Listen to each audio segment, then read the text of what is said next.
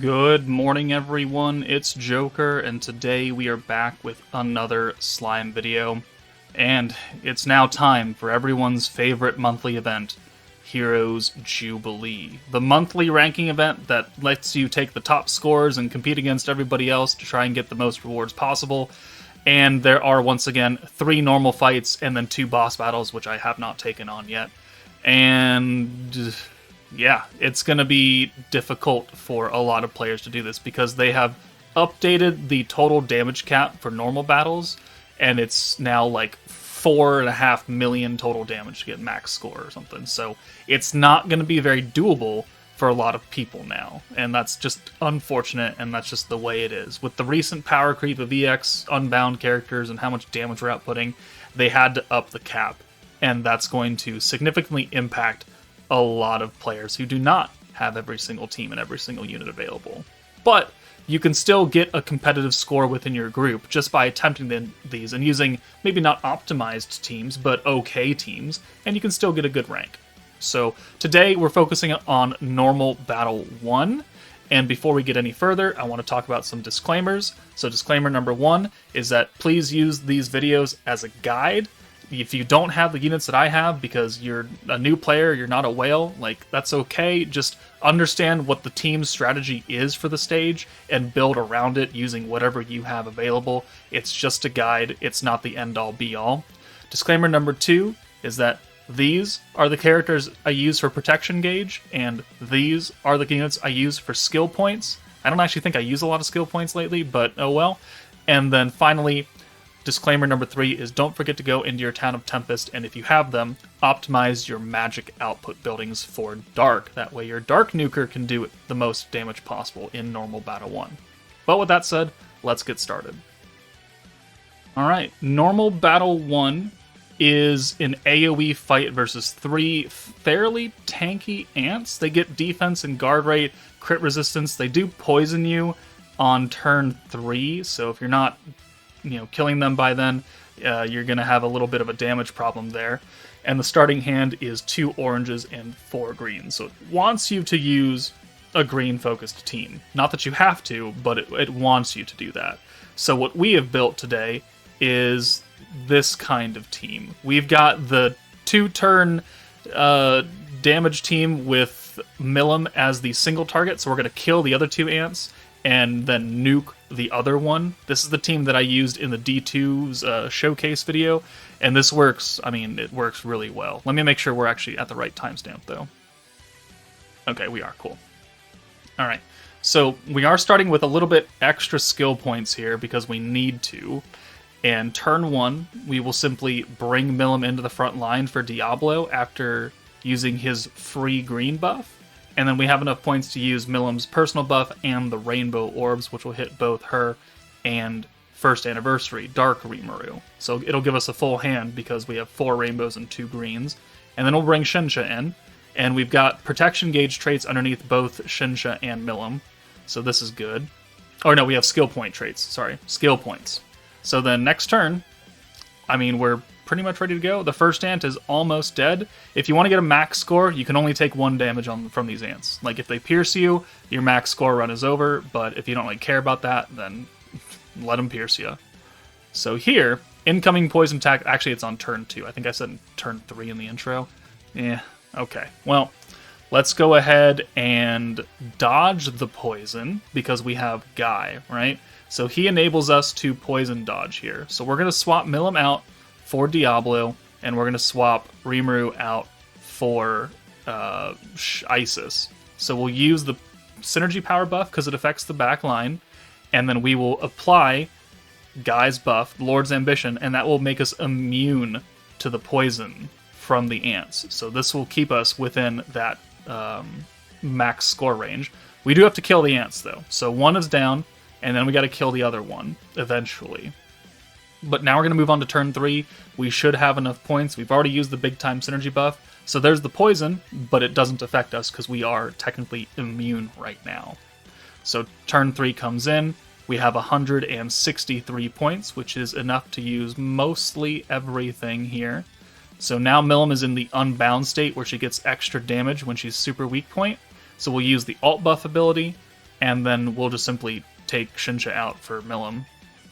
And then we can use the debuffs from Isis, and we can bring Dark Rimuru in, because we're going to need his crit buff as well. So crit buff, and then the debuffs from Isis. We'll reapply Guy, so we can get that the element resistance down. And then we're going to nuke, and then we'll follow up the orbs with all of our other characters, and we will eventually kill. So Milim, 6.2 million damage, Jesus Christ. And then her final follow-up orb is 113. It wasn't even like the 150 or 200% orb, it's just that. But 6.2 million is over the damage cap. We need to do like 4.6 or something. But that is us taking only 5 hits, which is 0 damage, or 0 score, max turn bonus, max weakness damage for the damage cap, and that is the max score team for normal Battle 1. I'm sure a few other differences can exist in like the support units, but that's pretty much how it's going to get done. Alright, so another burst damage team that does extra damage. You can use the New Year's Blessing team with Summer Milim. She is an AoE, she's physical, so she's not perfect for the stage, but we have a lot of physical buffers on this team. So Rimuru's got the Rainbow Orbs. We'll use that to try and supercharge the Milim ult. And then we've got Tempest Fleet, Benimaru, Shinsha, and then New Year's Milim, who are going to give them all buffs for physical allies. And then Xion will be giving us guaranteed crit, guaranteed synergy, which will help us activate the buffs that we're getting from Shinsha and Milim. So, turn 1, it's pretty easy. You're not really going to do much. You're just going to send 3 orbs, because we're looking for a lot of Rimuru orbs on turn 2, so we could turn them all into rainbows. We're just going to send these 3 greens, leave the Rimuru, and boom. If you can RNG it so you get 5 rainbows for 5 Rimuru orbs, which will turn into rainbows, that is excellent, and that's pretty much the perfect hand of what you're looking for. So this turn 2, we will rainbow. We're not worried about max damage or a max score here, because we're not going to hit the damage cap, unfortunately. But it's a team that can get it done. So 1, 2, 3, 4, 5, 6. We're spreading the damage out so we can all kill them equally and get a good, decent overkill amount. We're going to use the free alt swap because it gives us a 10% gauge increase to the rainbows, which will now get us the EX ult for Milim, which is important. We need her EX ult here because we need to use a whole bunch of small buffs next turn, and we can't be doing that and having to do it. So there's the poison. Alright, cool, fine. This isn't a max score run. It's not a big deal. But we have 168 points now, and we can go ahead and buff. So the personal buff and the Benimaru buff and the Shinsha buff. So this is attack, dark attack, physical attack, alt damage, crit damage, and then we'll bring Milim in, and we have just enough points to use her synergy power and alt resistance down debuff. And then we'll activate Xion, who will give us guaranteed crit, guaranteed synergy, and then we'll nuke. And we'll probably spread the damage out a little bit because these ants still have quite a bit of HP. 1, 2, 3, 4, 5, and then the nuke comes in last. 1, 2, 3, 4, and then 5. This does probably a good amount of damage, even though he's got defense. Yeah, 22k, sure. And then Milim's nuke comes in with 886, 733, and that's our nuke right there on turn 3. So it's max turn bonus, but certainly not 4.6 million. We're missing 2 million damage there. But it's a dark AoE team, so that can work as well. So what I discovered after running this stage is that you don't actually have to kill turn 3 to still get a really good score. Like, really good. So, we can actually stack for 6 turns and still get up in the 400,000s. Like, that New Year's team got 200,000 because we didn't hit the damage cap. But if you want to stack and bring a dark damage dealer or just a dark AoE nuker, so this time we're going to bring Visions of Coleus Rimuru, who's going to be buffed by Blanc and Jean and Violet and Autogram Lumi, with Protector Lumi giving him attack stacks and guaranteed synergy, this can work, and you can get a really competitive score on the stage just by stacking. Instead of going turn 3, you go turn 6, which sounds counterproductive, but actually it's not. So we're going to blaze through this at hyperspeed. So the idea is just to get as many stacks of Lumi on Rimuru as possible, and then get his EX ult using the rainbow orbs that he can do. And then on turn 6, you just use all the big time buffs and you nuke. And so you're not worried about taking damage here, you're not worried about the poison. They don't do a lot of damage to you, so your damage taken score is not going to be bad. So here we got a full hand of blues, that's excellent right here. So we'll bring in Rimuru for this, boom, boom. We'll use the 2 buffs from Lumi, and then, yeah, we'll go ahead and send it. We're going to spread the damage out still, because we want to nuke equally across the board to get as most scores possible. There's the poison, but they're still only doing like 1 damage to us. Not a big deal. So here, I mean, we got a okay hand. It's not super great. Do we even do anything with it? No, we don't. Okay, so we just, I think, send the Lumi orbs. And we do the second stack of the AoE damage buff from our Octagram Lumi. If your Octagram Lumi isn't skill fused, not too big of a deal, just use her other skill to stack with ult damage. It'll still count. You'll still get damage out of it. And now, we have another interesting hand here. So we'll bring... I think we'll use the Blanc alt swap here to make that blue. Yep. And then we'll bring Rimuru in for Blanc, use his self-convert, and then the convert from Violet, another stack of Lumi. We still have not used the Rainbow Orbs, but we're going to use that probably next turn, because we need to get his EX alt very soon. Turn 5 is the last turn you can do anything before nuking, and that's a pretty good hand right there. So with the extra alt gauge that we're getting from Lumi's second skill, because it's skill fused, plus the Rainbow Orbs, plus a full hand of orange, or full hand of rainbows, we're going to get the EX alt for Rimuru. So 1, 2, 3, 4, 5, 6. We'll spread the damage out. There's the EX alt. 350 points is enough to use all of the buffs from the team. And we have, I think, 2 more stacks of Lumi to put on for the nuke. So here, buff, and then we'll bring Jean in, and we'll use her other 2 buffs, and we'll be ready to go. So boom, and why didn't I use the other one? And oh, right, because that one only affects Primal Demons. So don't worry about her second skill. We're just using more of the Lumi stacks. And then we're going to simply nuke with Rimuru, and he does 1.6 million across the board, which is a lot. And then on the final score sheet, we can see that the breakdown, we didn't really lose that much on damage received, and the turn score, the max turn bonus is 25,000. So we lost 2,500 damage, or 2,500 points, and we're at 412, which if you look at my max score, it's 415. So you only lost 2,500-ish points, a little bit under 3,000, for going turn 6 and just getting a big daddy nuke.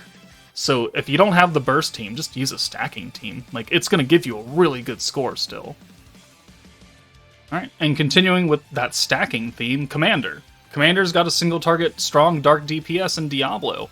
So we're going to bring Renard, Shizu, Glenda, Diablo, Hinata, and then free-to-play Aaron, because we need her turn 1 orb change, and I couldn't really think of anyone else, and we don't really need anyone else, because we're going to do plenty of damage with Diablo, so we can just bring the free orb changer. So let's skip ahead. Turn 1, just use Aaron's orb change. A full hand of greens will give us quite a few points for turn 2, so we could hopefully convert with Hinata and Shizu.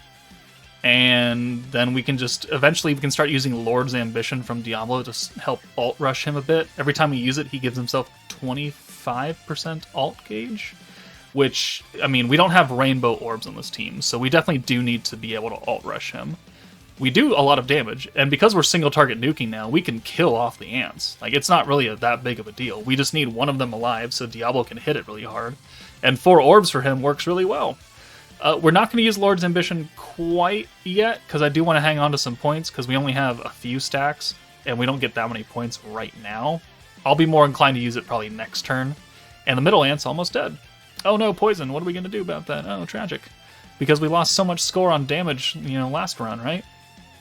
Alright, there's another perfect hand, because we can get 4 Diablo orbs. Now we will start alt rushing, and then we'll bring in Glenda for someone. And we'll use the alt swap, and we have another 4 Diablo orbs. So that's 2 turns in a row with 4 Diablo orbs. We've alt rushed him a little bit. This middle ant is going to die, so we're going to take even less damage than probably what we did with the last team, because we left out all the ants alive. So yeah, stacking works. It works really well. All the stacking teams will get roughly the same score, like around the 412 range, because you're doing essentially the same thing, and the only difference will be damage taken, which is not going to fluctuate that much. unless you kill off like all the ants very quickly and just leave one.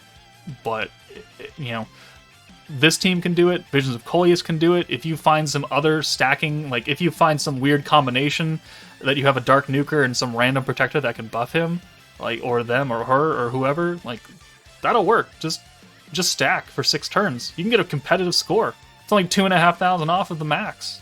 It's really nice they did that. They didn't do it for any other stages, I'll give you that heads up. They were not that nice, but this does work. So it's turn 5, this is our last turn. We have the EX ult with Diablo. Let's do the final ult swap with Glenda so we can get maximum points here. And then we're going to not kill, I don't think, this ant. But next turn we definitely will. Yeah, he's almost dead. But we have enough points to use everything. So we have to use Glenda's synergy rate buff here, which also lowers physical resistance. Boom. And then we'll bring Hinata in, and we use all 3 big time buffs. 1, 2, 3. Boom, boom, boom. And another stack of Renard. Yeah, another stack of Renard. We'll nuke the lowest ant, and then we'll send the other orbs against the higher one. So 1, 2, 3. Or we'll just send, yeah, we'll do that. So Diablo does 6.7 million damage, 185 on his normal orb, and that's over the damage cap. So once again, even though we went to turn 6, we're still at 412,000 score, because the weakness strike is the most important thing. As long as you can get the damage cap, you're gonna have a good score. And I mean, you could go turn 7 if you want, you know, and your score would be a bit lower, but still, just stack and you can get a good score. All right, final team, Overlord. Like, there are other stacking teams you can use with a mishmash of protectors and battle units to get a dark unit in there. But Overlord is a green-focused stacking dark team, so they were kind of made for this stage, even though no one can get them anymore. So I figured I'd put them in the video. This will work as well. It'll be the same as the other things. It's just not a blue stacking team. It's a green stack. So I don't think we need to sit here and watch all of it happen, because if you watch the other 2 clips on the VOC and the commander team stacking, you understand the project. You understand the job description. So turn 1, we use Nabe's orb change. It hits everybody. We'll bring Ainz in. We're going to nuke with Ainz. He's going to have the Shizu buffs. He's going to have the Dark Milim buff, alt buff, and because she's skill fused, an attack buff. Ainz himself gives himself guaranteed crits and 70% magic damage. We've brought the new Divine General Diablo for the free gauge increase, essentially, and the synergy power buff, because it's so huge. And he's another dark character, so he helps with your score as well. And, yeah, we just do this for 6 turns. So I'm going to skip ahead. Alright, turn 5. The middle ant is dead. We have an EX ult with both Ainz and Shizu. That's cool. So let's use the synergy power buff from Diablo. We'll bring Milim in. We'll use her alt buff here. And then the 2 big time buffs plus some despair. Because, you know, why not? That's what, 30% alt resistance down on the enemy permanently because of despair. Ooh, whoop-de-doo. And then 2 more stacks of Rimuru is giving us extra element damage. And then we'll single target nuke. Ainz does 5.6. That was very hard to see, but 5.6 million, which is over cap again. And then Shizu, 2.3. So we did almost 8 million damage right there, if not more, because of all the attacks leading up to it. Yeah, we did over 8. And yet again, 412,000 damage. Okay, so I put this one last because it's not realistic probably that people have the entire Divine General meta. And Diablo, like, he doesn't have a good ult, right? He does 150%. He doesn't have like an EX ult that gives him 300%. It's just the extra weakness strike for other Divine General characters. But if you, just like I've always said, if you put enough support around someone, they can turn into a DPS. And technically, if you want to do the same stacking thing that we've done with the other 3 teams that we showed off, you can do it with the Divine General team too. I mean, maybe you don't have the hero, maybe you bring the old OG hero. That'll work. Maybe you don't have the new Blanc, bring another alt swapper, bring a, like, flip her with the Wielder Visions of Coleus Violet for the magic buff. Like, whatever you gotta do, but you gotta make Diablo hit really, really hard, because his alt does not have a good multiplier. So running this team, like, it's a green stacking team. We've used it for the past 3 weeks, and like, we should understand how it runs. So turn 1, you just orb change, use the green buff from Diablo, and then you sit here and do that for 5 turns. You're nuking on turn 6 just like the other ones. So And you don't really even need an EX ult for Diablo, so it looks like we quit this one out. Because he doesn't get anything different between his normal ult and his EX ult. So you could get his EX ult, you can get his ult like turn 2 or something if you get really lucky with orbs, and you could just send him to the back for the rest of the fight. Like, it doesn't really matter. You still need to use his green buff to get the extra multi-use skills, so you have to bring him up front and send him back away every single turn if that's the thing. But, apart from that, you're going to have to do that anyways, because Blanc doesn't swap his ult. Not that we really need to. I mean, you could send it early, I guess, and you can get some extra damage, but as we see towards the end of this, I mean, it's unnecessary. We're going to do enough damage with this team, so we can get that damage cap, but you're going to need some good luck because you only have a single orb changer. That's the problem with this team, and we're going to hyperspeed, and the only way I can make it go faster is just literally just skip. But we're going to get his ult here. More than that, we're going to get his EX ult because he's going to get 3 buffed green orbs and then 75% ult gauge because this is an AoE format, and Almizia is putting the enamor effect on all 3 of them, and it's 25% per ant. So, like, we're 50% shy of an EX ult? Yeah, not anymore. Boom. Also, the hero has an ult, which, I mean, is cool. She's type neutral. She also has a terrible ult multiplier, so she's not going to do damage worth a damn. But here, we're going to rewind, which if you don't have the new hero, you can bring the old hero and rewind, and you'll actually get more protection gauge out of it than what we would normally get, because we didn't need the ult rush on this rewind, because we already had the EX ult for our nuker characters, so yay! Another unnecessary thing. But we're just going to orb change this turn, and then on the rewind, we're going to use one of the buffs. We're going to use Raphael's buff for the dark attack, because it hits him in the back. We could use that for free, as long as we have enough points to orb change out of this hand, which we do. Okay, so we can reset with Almizia. We're also going to use more stacks of Blanc's alt swap because it's weakness resistance down, and that will help us do more damage, technically. So, alt swap, orb change, there's the full hand of green, so now we have 57 points. We used the dark attack and space attack buff already, so that's ready to go. It's only turn 4. Like, we should have probably done this turn 5, but whatever. We do it a turn early. And we get a little bit lucky next turn with how the orbs play out, because I kind of misplay. So we have 3 ults. Okay. Well, Blanc will swap 2 of them after we reset, because we can use Almizia twice. So she's going to leave the Gazel ult. We'll use another stack because it's free of Raphael. And then, let's use an orb change. It hits the blue orb, which leaves the Blanc ult, which we should have brought in Diablo and used his multi-skill, and then swapped the hero, but we didn't. Oh well, it's still a natural green hand, and so we actually lost damage on this run, but doesn't matter because we're going to do too much anyways. So we're back up to 350 points. We have enough to nuke next turn. We have the ult ready for Diablo. We can use the Pierce buff, we could use the ult buff, we could use the synergy buff. We're not going to use Gazel's ult or buff because we're going to use more stacks of Raphael. So let's use the Pierce buff. Boom. All right. And then we'll bring in Blanc, we'll use the ult buff, boom, and then we'll bring Diablo in, and we'll use his synergy buff, and then whatever points left over, we'll put into extra stacks of ult and synergy from Raph, and then we'll go ahead and nuke, and we've got everyone fairly low.